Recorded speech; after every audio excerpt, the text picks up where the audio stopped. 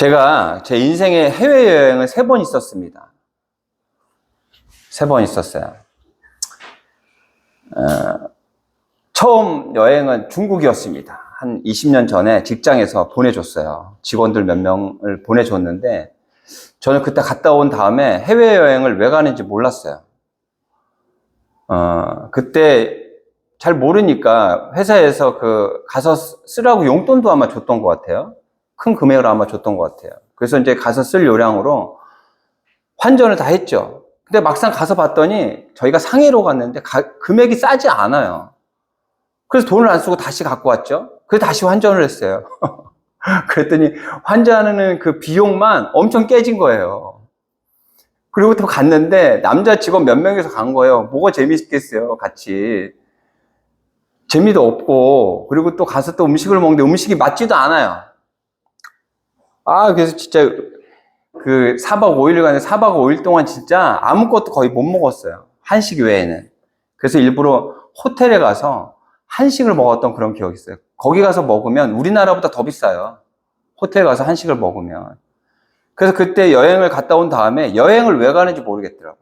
여행을 가고 싶지도 않고 가서 뭐 재미있을 거라고 생각도 안 하고 그래서 가고자 하는 그런 마음도 사실 없어요. 그런데 저희 아내가 너무 좋아합니다. 해외여행 가는 걸. 그래서 제가 이제 3번을 갔는데 그때 갔다 온 이후로 한동안 이제 뭐 여건도 그렇죠. 뭐 사정상 어떤 금액적 이런 부분들도 있고 아이들도 키우고 이러면서 갈 생각도 못 했는데 근래에 2번을 갔다 왔어요. 그게 이제 이번 주에 갔다 온 게 이제 3번째 여행입니다. 이번 주에 제가 베트남 갔다 왔어요. 몇 달 전에 아내가 싸게 나온 패키지 상품을 구매를 해놔가지고 안 가면 안 되는 상황이 돼서 다녀왔습니다. 근데 저는 베트남이라는 나라에 대해서 잘 몰라요. 그죠? 자세히 잘 몰라요. 근데 우리나라가 파병해서 그때 파병했던 우리나라 군인들로 인해서 우리나라가 경제 발전에 도움이 됐다.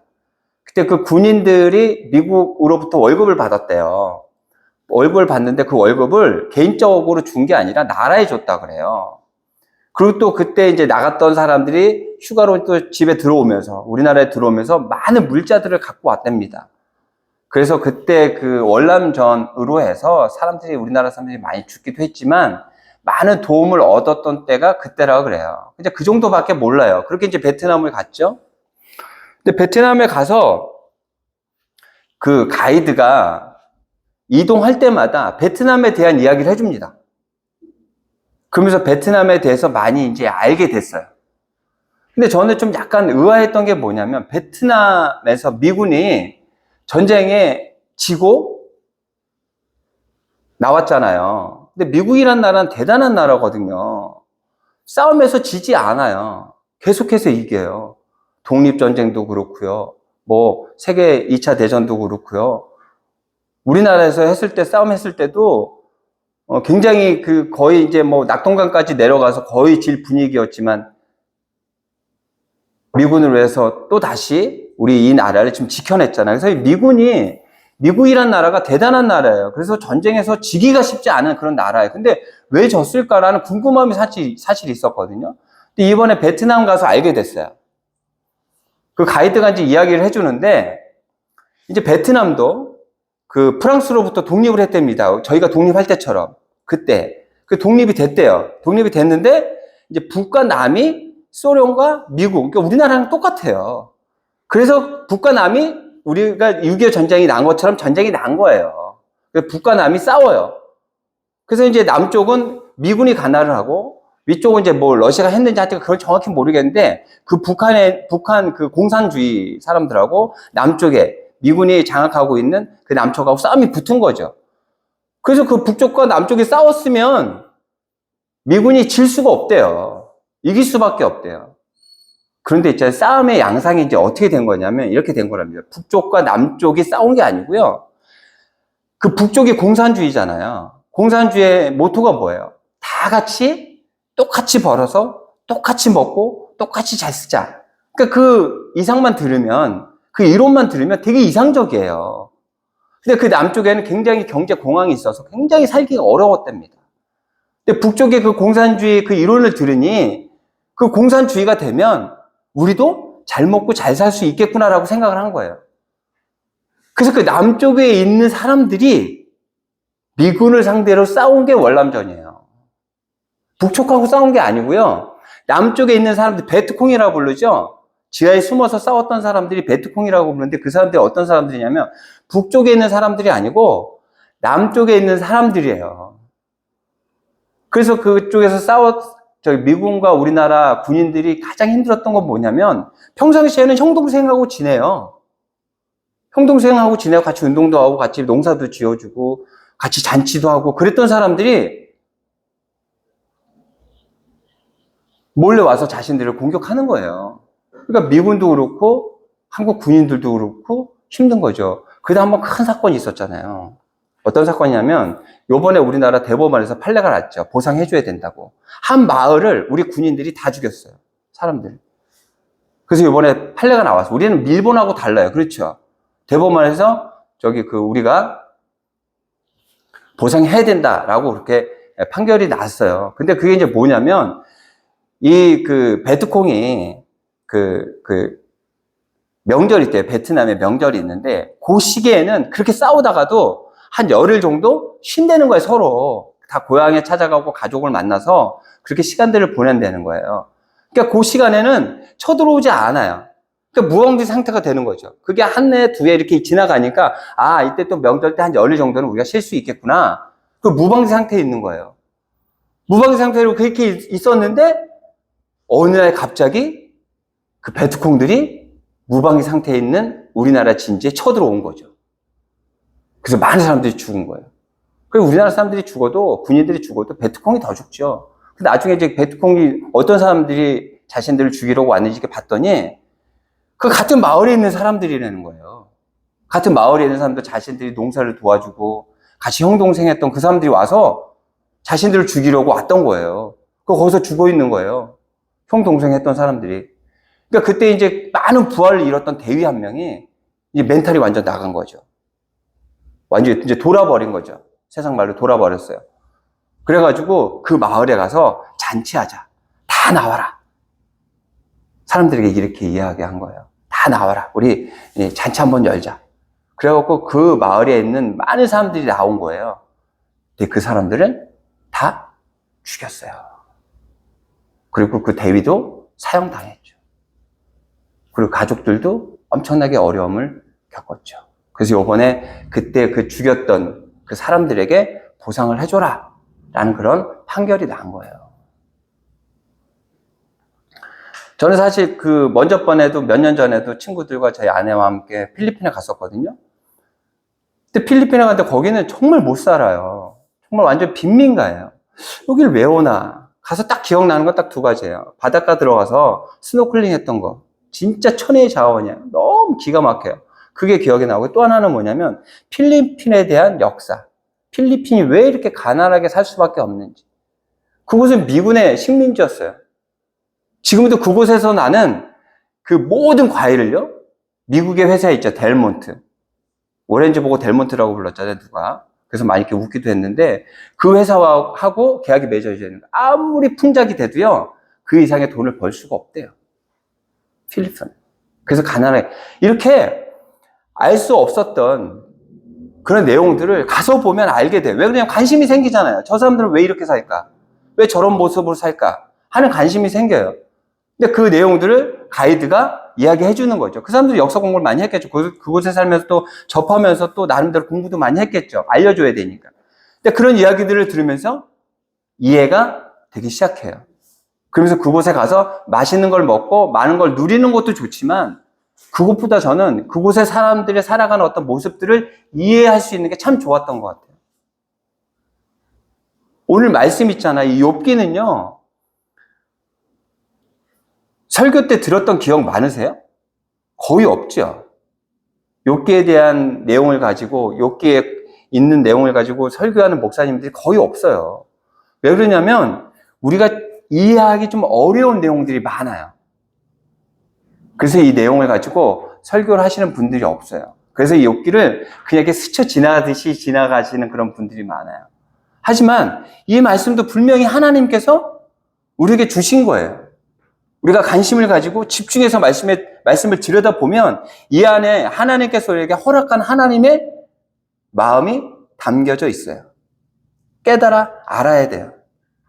제가 별 관심이 없던 베트남에 직접 가서 사람들이 사는 모습을 보면서 관심을 갖게 된 것처럼 이 욥기라는 말씀을 우리가 관심을 가지고 들여다봐야 돼요. 그래야지 이 말씀 안에 있는 하나님의 마음을 우리가 깨달아 알 수 있어요. 어떻게 그렇게 마음의 준비가 되셨어요?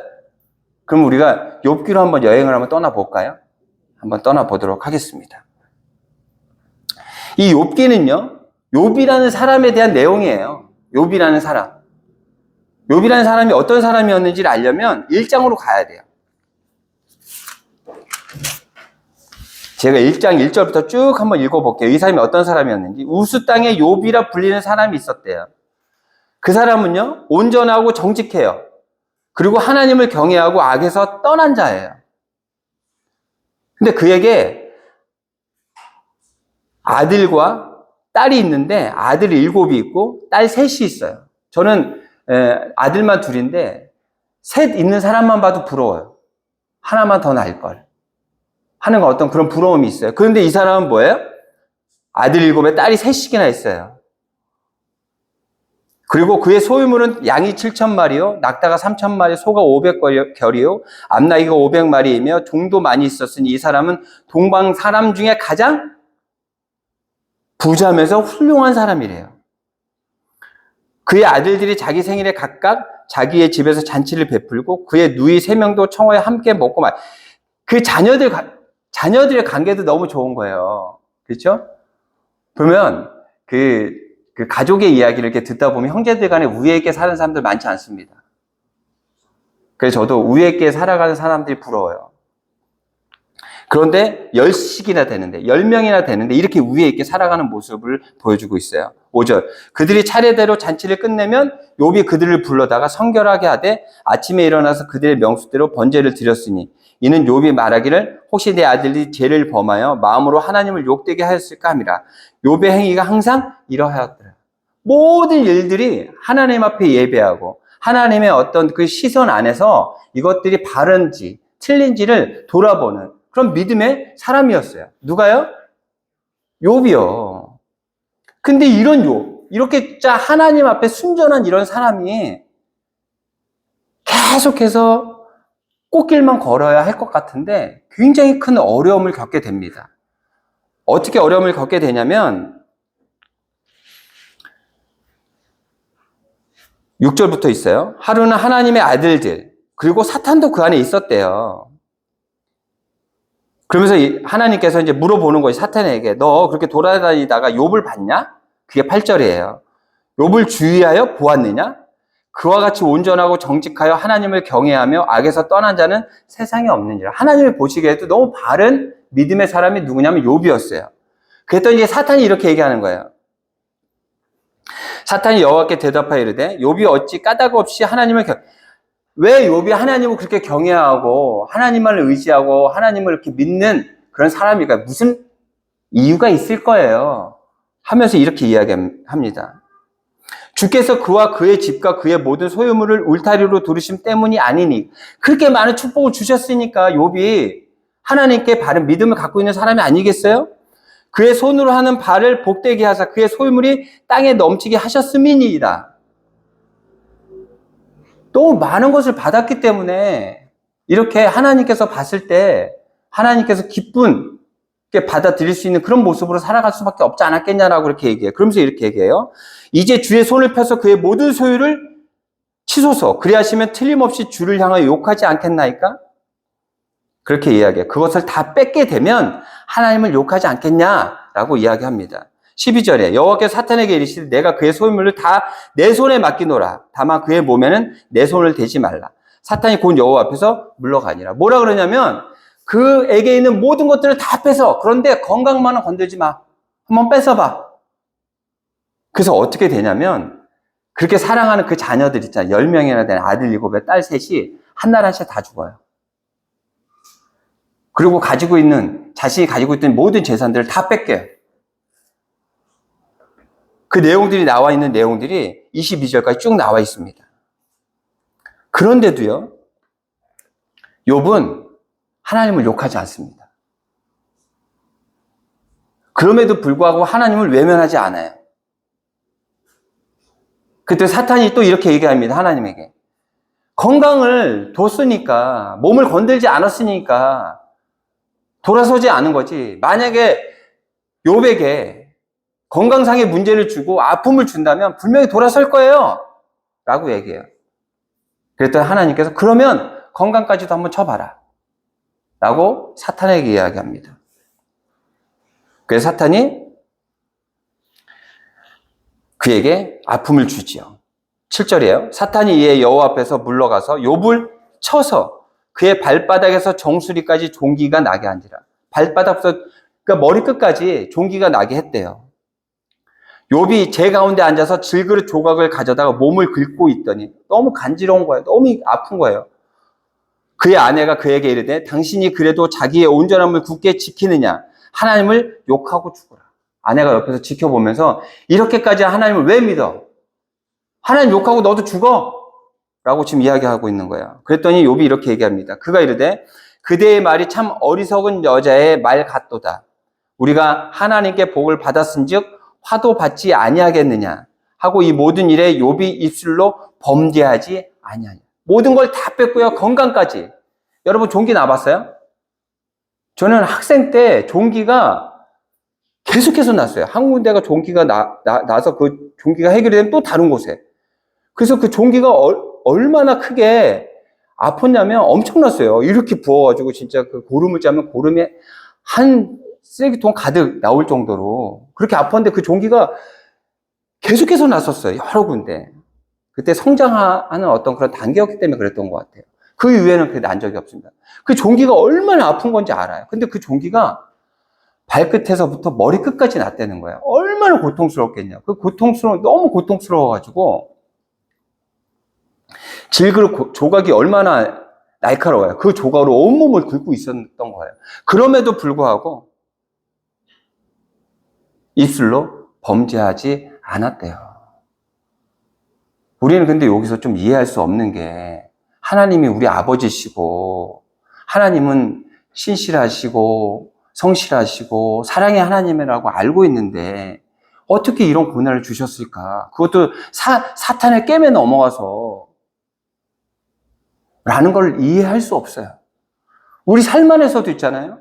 이해할 수 없는 부분들이 많아요. 왜 나에게 이런 일들이 생겼을까? 말도 안 되는 그런 일들이 어떻게 해요? 벌어져요. 믿는 사람들에게도 벌어져요. 믿지 않는 사람들에게 벌어진다는 우리가 거봐, 하나님을 믿지 않으니 그런 일이 벌어지지. 그런 고난이 너한테 주어진 이유는 너를 하나님께서 사랑하시기 때문이야. 너를 더 하나님께서 가까이 두시기 위해서 그런 고난을 주시는 거야 라고 우리는 얘기하잖아요. 그런데 하나님을 잘 믿고 있다라고 생각하는데 이런 고난이 온단 말이에요. 이해할 수 없어요.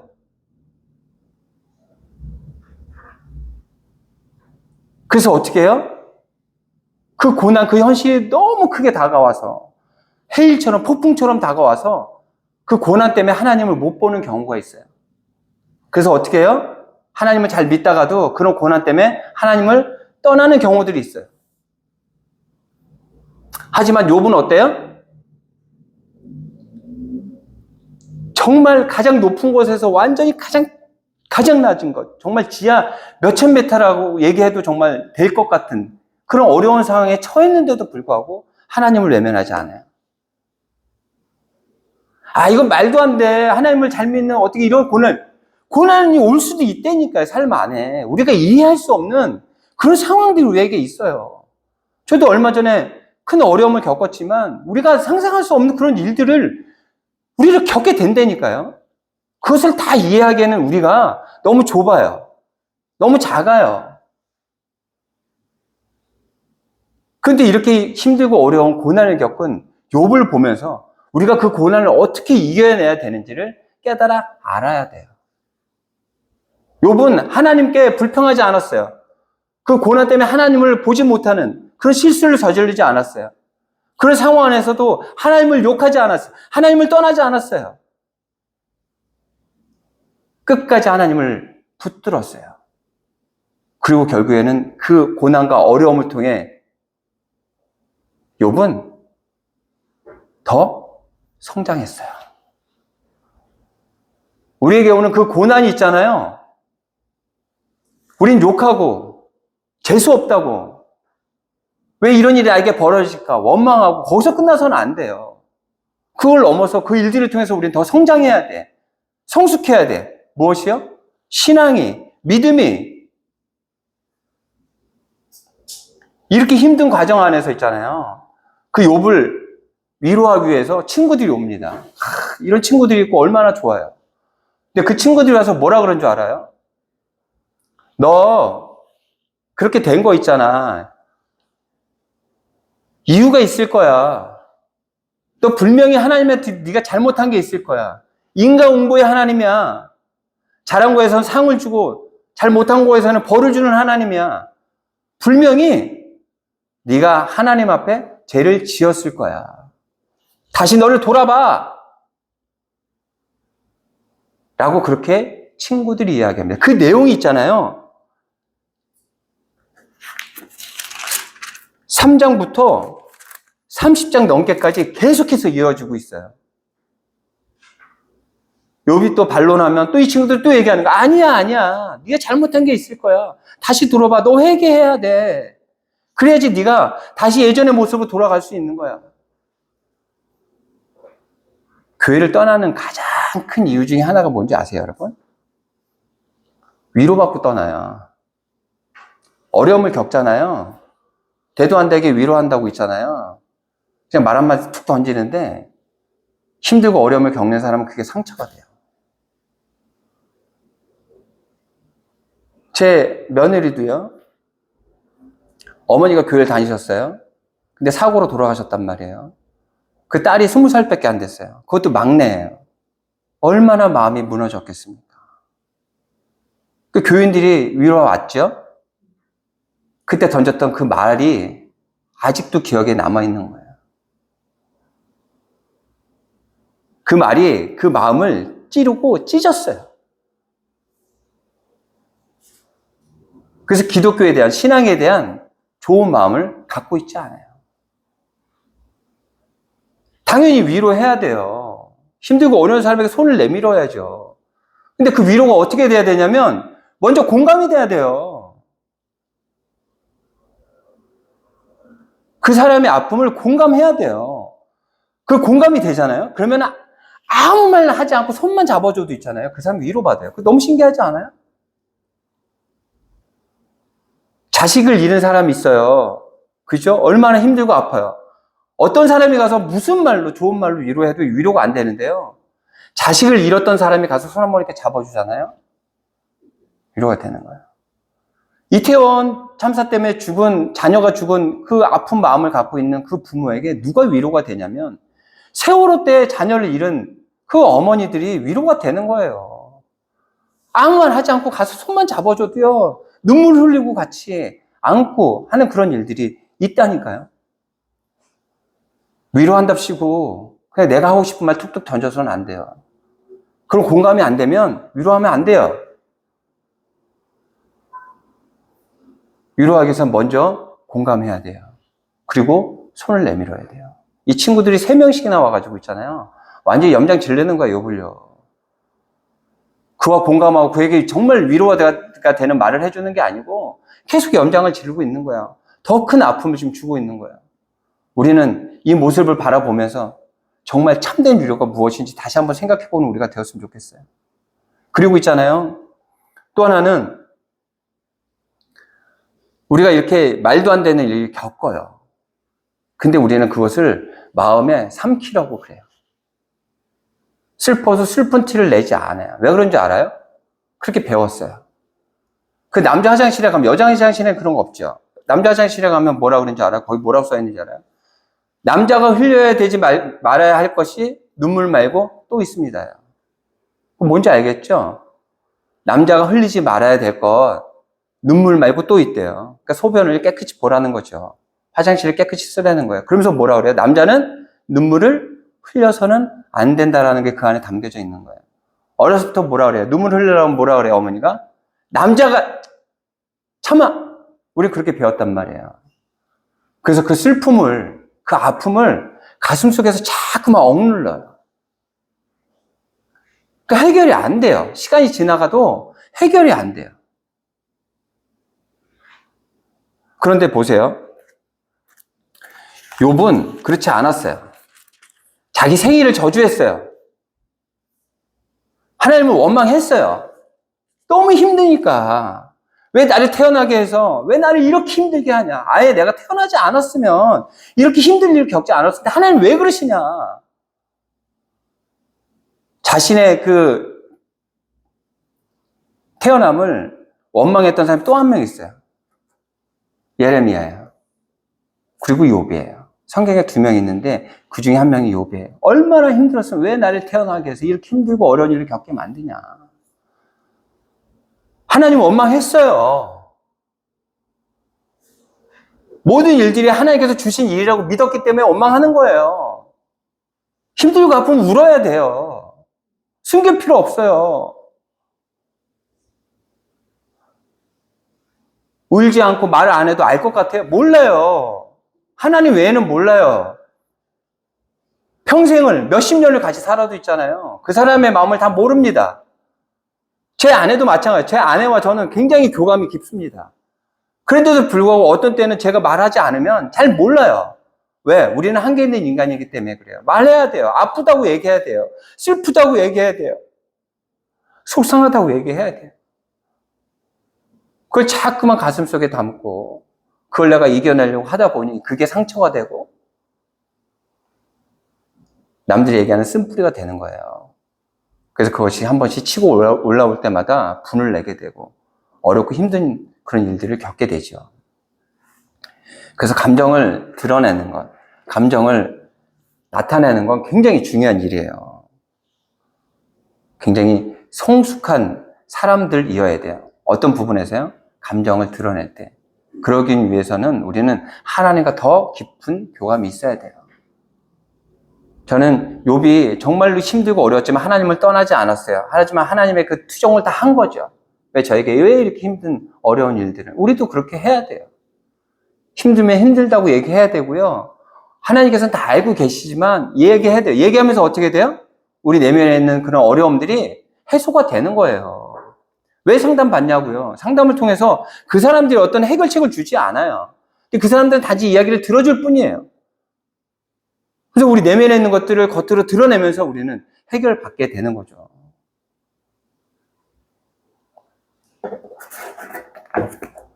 그 고난이 우리에게 온 이유에 대해서 자꾸만 찾으려고 한다면 찾을 수 없어요.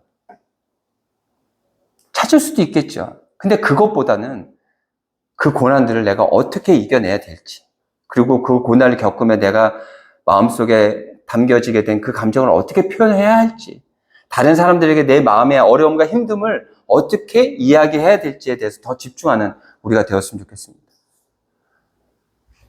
이렇게 힘들고 어려운 과정을 겪는 욥이요, 오늘 말씀을 고백한 거예요. 다시 오늘 말씀으로 돌아가 볼게요. 10절부터 한번 볼까요? 그러나 내가 가는 길을 그가 아시나니 그가 나를 단련하신 후에는 내가 순금같이 되어 나오리라. 순금이 되기 위해서는 어떻게 된다고요? 단련해야 된다잖아요. 지금 욥은 나는 순전한 사람이고 하나님께서 바라시는 삶을 그렇게 살아냈는데 왜 저를 또 이렇게 고난을 통해서 왜 이렇게 저를 어렵게 하셔요? 라고 이야기는 했지만, 그렇게 투정은 부렸지만 그런 고난을 통해서 욥은 더 한 단계 업그레이드가 되었다는 것을 볼 수 있어요. 김숙이라는 그 개그맨 있잖아요. 김숙이라는 개그맨 있어요. 눈이 동그란 개그맨이에요. 그 개그맨이 이제 생일이었나 봐요. 그래서 그 박내라라는 개그맨이 그 친구의 그 생일 잔치를 이렇게 준비를 해줬어요. 그래서 둘이 이제 대화를 해요. 이렇게 얘기합니다. 10년 전에, 그러니까 지금은 너무 행복하대요. 스트레스가 1도 없대요. 뻥이겠죠. 어떻게 스트레스가 1도 없겠어요. 그죠? 예전에 비해서 없다는 거겠죠. 스트레스가 1도 없을 수 없어요. 우리는 그러면 하나님이에요. 안 그래요? 스트레스가 1도 없다는 게 말이 돼요? 저희 아내도 거의 스트레스가 없는 사람인데 간혹가다 있는 걸 볼 수 있어요. 왜? 하나님이 아니기 때문에 스트레스가 있어요. 근데 그 친구가 이제 얘기하는 게 뭐냐면 예전에 비해서 예전 10년 전만 해도 있잖아요. 먹고 살기 위해서 자기는 일을 한 거예요. 먹고 살기 위해서 일을 했어요. 사람들의 관심을 받기 위해서. 그래야 자기가 먹고 살 수 있기 때문에. 한 번은 개그맨 사람들을 웃겨야 되잖아요. 웃겨야 되는데 안 되는 거야 이게. 얼마나 힘들겠어요. 저도 그런 걸 제가 개그맨은 아닌데 왜 제가 그 마음을 알겠죠? 사람들이 웃기지 못했을 때 그 어떤 지금 당황스러움, 어려움을 왜 제가 알 것 같아. 근데 그 친구도 그게 얼마나 두려웠겠어요. 사람들을 웃겨야 되는데 웃기지를 못하는 거. 그래서 어떻게 생각했냐면 우리나라에 완전 다 정전이 일어나서 자신의 그 어떤 그 문제들이 드러나지 않았으면 하는 그런 바람이 있을 정도로 그렇게 스트레스가 엄청났대요. 그렇게 살면서 지금은 많은 것들을 이렇게 좀씩 쌓았고, 그리고 이제 많은 것들을 누리며 이제 살아가는 그런 모습이 되었죠. 근데 다른 사람들이 있잖아요. 더 높은 데 가면 스트레스가 더 커져요. 왜 그러냐면 자기가 가지고 있는 더 많은 것들이 있게 그거를 어떻게든지 지키려고 하기 때문에. 근데 저는 이 친구는 기독교인이라고 그러는데 그 스트레스가 없다라고 얘기한 그 이유는 아무래도 그 힘들고 어려운 과정을 통해서 성숙한 거 아닌가. 더 성숙해진 거 아닌가. 기독교인이기 때문에 그런 과정을 통해서 하나님과 더 가까워진 건 아닌가. 그 친구가 이야기한 건 아니지만 그런 생각을 해봤어요. 오늘 요분 있잖아요. 이렇게 힘든 어려운 과정을 겪었어요. 그리고 하나님 외면하고 떠날 수도 있었어요. 그런데 하나님을 외면하지 않고요. 끝까지 하나님과 함께하는 그런 인생을 살았어요. 그리고 더 예전보다 성숙한 믿음의 사람이 되었어요. 정말 그 뭉클한 감동적인 그런 해피엔딩인 거죠. 그러면서 마지막에 하나님께서 그에게 예전보다 2배의 복을 주셔요. 한번 끝으로 한번 가볼까요? 42장의 10절이래요.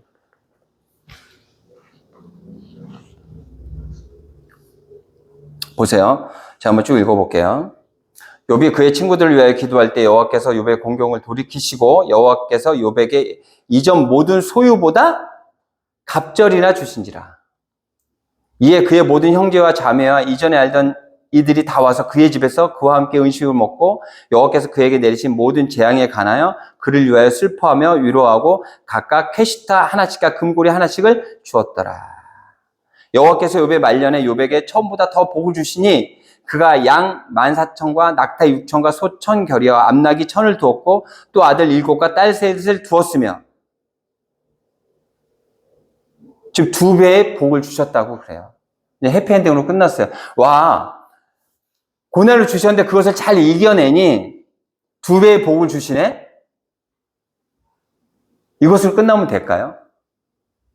인간응보와 뭐 다를 게 없잖아요. 친구들이 얘기한 그거와 다를 게 없잖아요. 그래서 저는 이런 생각을 했어요. 오늘 말씀의 제목이 은혜의 크기는 내가 어떻게 사용하느냐에 달려있다. 내가 받은 은혜가 있어요. 이 은혜를 사용하지 못하면 은혜가 있는지도 몰라.